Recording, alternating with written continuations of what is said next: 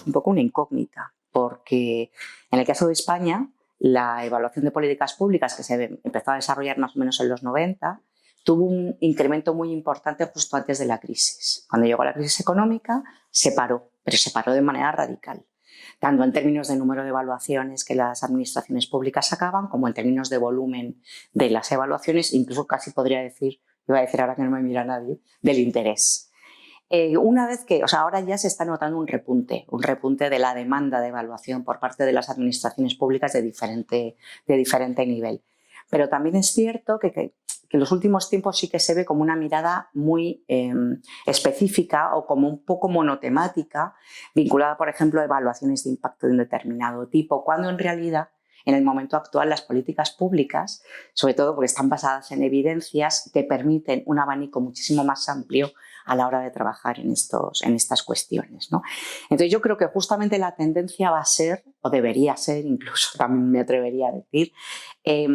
unas evaluaciones que se tengan que adaptar cada vez más a la situación en la que se llevan a cabo. Por ejemplo, estamos en un contexto cada vez más complejo, cada vez más interconectado, donde muchas veces los problemas a los que se enfrenta la sociedad y a los que los poderes públicos dan respuesta, realmente tienen que ser respuestas complejas. Y por tanto, en este contexto de complejidad, no es posible ofrecer soluciones simples, no solo desde la evaluación, también desde otros ámbitos, pero desde luego desde el punto de vista de la evaluación, sin duda.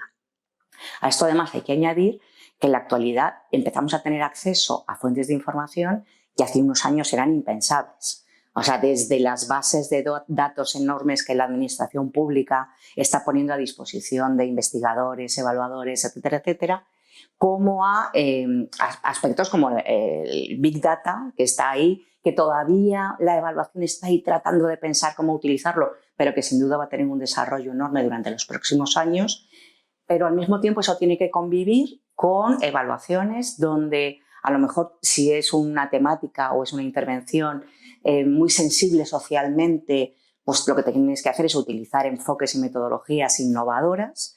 que pueden ir desde el teatro hasta los relatos construidos colectivamente, cuestiones muy, muy diferentes. O te encuentras con otras situaciones en las que